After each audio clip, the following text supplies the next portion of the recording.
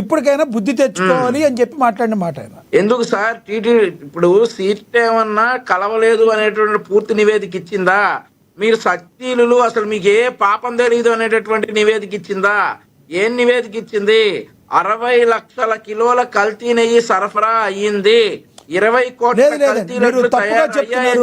మీరు తప్పుగా చెప్తున్నారు. అక్కడ కల్తీ నెయ్యి సరఫరా అయిందని చెప్పట్లేదు, అసలు నెయ్యే లేదు అందులో, అది ఓన్లీ పామ్ ఆయిల్. నెయ్యి వాసన రావడానికి ఒక పదార్థాన్ని కలిపారని సిట్ చెప్పింది, కల్తీ నెయ్యి అంటలేదు, అసలు నెయ్యే వాడలేదు. ఏంటి ఆ సార్ లక్ష్మీనాథ్ గారు, ఇప్పుడు ఆ పదార్థం ఏంటి, ఆ పదార్థంలో ఉన్నటువంటి మెటీరియల్ ఏంటనేది కూడా బయటికి తీస్తారు. అసలు వైఎస్ఆర్ కాంగ్రెస్ పార్టీ గద్దెనెక్కగానే టీటీడీలో ఉన్నటువంటి నిబంధనలకు తిరోధకాలు దొక్కారండి, కల్తీకి దహదారేశారు వీళ్ళంతా కూడా. ఏదైతే అప్పటి ఉన్నటువంటి టెండర్ రూల్స్ ను కూడా మార్చేసి కొత్త టెండర్ రూల్స్ తీసుకొచ్చేసి ఈ లడ్డు కల్తీ అవటానికి కీలక పాత్ర పోషించినటువంటి అప్పటి చైర్మన్లు కూడా అప్పటి అధికారులు కూడా వీటికి డెఫినెట్లీ ఆన్సర్ చేయాలి. వీళ్ళకేమో క్లీన్ చిట్ ఏమి ఇవ్వలేదు. మీరు అసలు సచ్చీలు మీకు ఏ పాపం తెలియదు అనేది క్లీన్ చిట్ ఇచ్చినట్లు వీళ్ళ బిహేవియర్ ఉంది. ఈరోజు కల్తీ కలవలేదు, జంతుకోవు కలవలేదు అని సిట్ చెప్పింది అని అంటున్నారు. ఒక ఏదైతే ఒక కెమికల్ కలిసిందని చెప్పారు కదా, ఆ కెమికల్ మాత్రం ఎందుకు కలిసింది, ఆ కెమికల్లో ఏం యూజ్ చేస్తే ఆ కెమికల్ తయారైంది, ఇవన్నీ చెప్పాలి కదా జనాలను తప్పుదోవ పట్టించడానికి. ఇవన్నీ కూడా అసలు ఏమీ జరగనట్లు ఇట్లాంటి అబద్ధాలు ప్రచారం చేస్తా వీళ్ళు కాలం గడుపుతా ఉన్నారు. నెయ్యి వాడకుండా ఏదో ఒక రసాయన పదార్థాన్ని వాటి అత్యంత ఘోరమైన అపచారం కాదా? ఇప్పుడు ఒకటి వంశీ గారు, ఇప్పుడు మోహన్ రెడ్డి గారు ఏమంటారంటే, ఈ బోలే బాబా ఏదైతే ఉందో అసలు దాన్ని పరిచయం చేసిందే 18లో టీడీపీ, దాన్ని మళ్ళీ కంటిన్యూ మేము చేసాం. అలాంటప్పుడు బోలే బాబాకి అసలు పాడే లేనప్పుడు ఎందుకు చంద్రబాబు గారు 18లో ఇంట్రడ్యూస్ చేశారని ప్రశ్నిస్తున్నారు. దానికి ఏం చెప్తారు మీరు? కొడాల నానిని వల్లభనేని వంశీని కూడా పరిచయం చేసింది టీడీపీయే. అప్పుడు వారు సచ్చీలులే, అప్పుడు వారు మంచివారే. వైఎస్ఆర్ కాంగ్రెస్ పార్టీలోకి వెళ్ళినాకే ఎలా తయారయ్యారో చూసాం కదా. అంతే, అప్పుడు బోలే బాబా బాగానే ఉంది, వీళ్ళ దగ్గరకు వచ్చిన తర్వాత కదా ఇలా తయారైంది బోలే బాబా.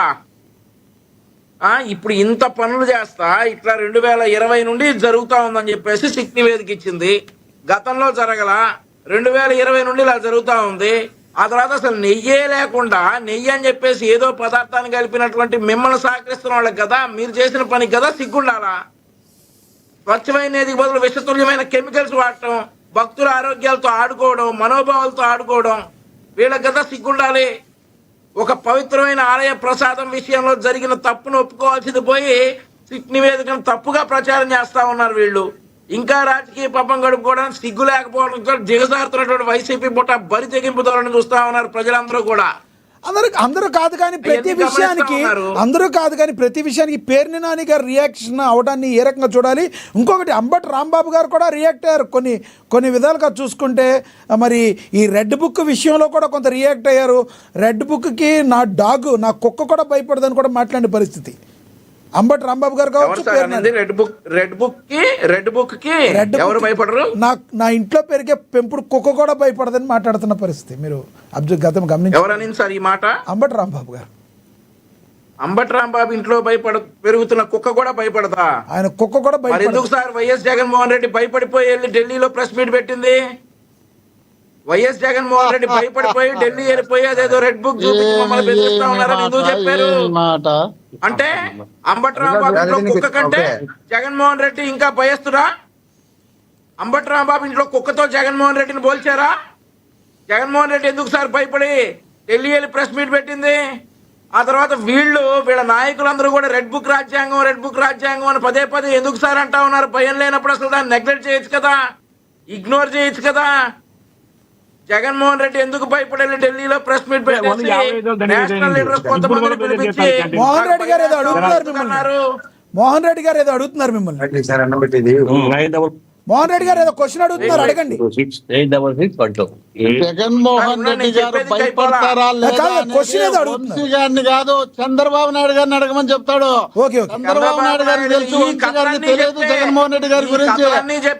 ఢిల్లీ కొండను ఢీ తగిలి ఢిల్లీతో తగిలి మగాడబ్బా, ఆయన గురించి ఏంది వంశీ గారు అలా మాట్లాడతారు? వంశీ గారి గురించి మీకు తెలియకపోవచ్చు వంశీ గారు. జగన్మోహన్ రెడ్డి గారి గురించి ఏం తెలుసు వంశీ గారు? సూట్ అవ్వన్నా లక్ష్మీనాథ్ గారు నేను ఇంకా కంప్లీట్ చేయాలి. Yes, yes, yes. మీరు Yes, మోహన్ రెడ్డి గారు ఇస్తా. మోహన్ రెడ్డి గారు మీకు ఇస్తా, నాగండి. అంటేనే చెమటలు పట్టినటువంటి చంద్రబాబు నాయుడు గారు Yes, yes. 16 ఏళ్ళు జైల్లో అంటే మీ చాలా ఉన్నాయి. నవ్వుతా వచ్చినటువంటి జగన్మోహన్ రెడ్డి గారికి పోల్చుకోండి. పెట్టినోడు ఎవడు? పోల్చుకోండి. ఢిల్లీకి పోయినాడా, అమెరికాకు పోయినాడా, భయపడినోడు ఎవడు? జగన్మోహన్ రెడ్డి మీ భయపడతాడా నాయకుడు లేదా భయపడలేదా? అనేది ఢిల్లీ వెళ్ళి చంద్రబాబు నాయుడు గారిని అడగండి. మీకు మీ తెలియదు, నాయకుడు ఎందుకంటే పదే చిన్న పదే వయసు రెడ్ కదా. బుక్ రాజ్యాంగం అని మీకు ఎందుకు ఆయన గురించి ఏడుస్తున్నారు? తెలుసుకోవడానికి టైం దొరకదు రెడ్ కాబట్టి బుక్ రాజ్యాంగం అని మీ నాయకుడు పదే పదే ఎందుకు ఏడుస్తున్నారు? రెడ్ బుక్ రాజ్యాంగం అని పదే పదే మీ నాయకుడు ఎందుకు ఏడుస్తున్నారో అది చెప్పండి. లక్ష్మీనాథ్ గారు ఇలా అనుకుంటా Yes, yes. మోహన్ రెడ్డి గారు, మోహన్ రెడ్డి గారు, మోహన్ రెడ్డి గారు, మోహన్ రెడ్డి గారు దయచేసి కాసేపు ఆగండి. Yes, yes. ఇస్తా. మోహన్ రెడ్డి గారు, మోహన్ రెడ్డి గారు మీరు క్వశ్చన్ మోహన్ రెడ్డి గారు వాగ్దాడి కాస్త. మోహన్ రెడ్డి గారు మీరు క్వశ్చన్ అడుగుతానంటే ఏదో ఇచ్చాను, మీ సమయంలో మీరు మాట్లాడారు, ఆయన మాట్లాడినివ్వండి. ఆయన మాట్లాడింది వ్యతిరేకం అయితే మీరు కంపల్సరీ మీ టైంలో మళ్ళీ మీరు అపోజ్ చేద్దరు కానీ. ఎస్, మీరు కంటిన్యూ చేయండి. వంశీ గారు కంటిన్యూ చేయండి. లక్ష్మీనాథ్ గారు, అంబటి రాంబాబు గారు అన్నట్లుగా మా ఇంట్లో కుక్క కూడా భయపడదు రెడ్ బుక్ అని అన్నటువంటి విషయాన్ని పరిగణిస్తే జగన్మోహన్ రెడ్డి మరి ఆ రెడ్ బుక్ కి భయపడిపోయి వెళ్ళిపోయి ఢిల్లీ ప్రెస్ మీట్ పెట్టినటువంటి సందర్భం. వీళ్ళ నాయకులు పదే పదే రెడ్ బుక్ రాజ్యాంగం అని చెప్పేసి రాష్ట్రంలో ఏది జరిగినా గానీ, పోలీసులు ఏదైనా న్యాయపరంగా ఎవరైనా అరెస్ట్ చేసినా గానీ రెడ్ బుక్ రాజ్యాంగం అని భయపడటం. ఇక వీళ్ళు మీడియా ముందుకు వచ్చేసి కుక్క కూడా భయపడదు, నక్క కూడా భయపడదు అంటే అవన్నీ కుక్కలు నక్కలు భయపడాల్సిన పని మాకు లేదు. రెడ్ బుక్ ఎవరిని భయపెట్టాలో వాడిని భయపెడతా ఉంది. వాళ్ళందరికీ తెలుసు రెడ్ బుక్ అనేది ఎవడైతే తప్పులు చేశాడో, ఏ నాయకుడైతే తప్పులు చేశాడో, ఎవడైతే చట్టాన్ని చేతిలోకి తీసుకున్న అధికారులు ఉన్నారో వాళ్ళు డెఫినెట్లీ భయపడతారు. ఆ భయంతోనే జగన్మోహన్ రెడ్డి ఢిల్లీలో వెళ్ళిపోయి రెడ్ బుక్ అనేది మా మీద ప్రయోగిస్తా ఉన్నారు, మాకు భయంగా ఉందని చెప్పారు. ఇట్లాంటి విషయాలన్నీ కూడా పరిగణలోకి తీసుకుంటే మోహన్ రెడ్డి అన్న భయపడకపోవచ్చు, ఆయన ఏం తప్పు చేసి ఉండకపోవచ్చు. ఆయన ఏమైనా తప్పు చేస్తే ఆయన కూడా భయపడతాడు. ఎవరైతే కొడాలి నాని ఉన్నాడో, ఎవరైతే వల్లభనేని వంశీ ఉన్నాడో, ఎవరైతే జగన్మోహన్ రెడ్డి ఉన్నాడో, మరి మోహన్ రెడ్డి అన్న నిజంగా నికార్సైన వైఎస్ఆర్సీ కార్యకర్త. ఆయన పాపం పార్టీ కోసం పనిచేశాడు. ఆయన ఏం తప్పు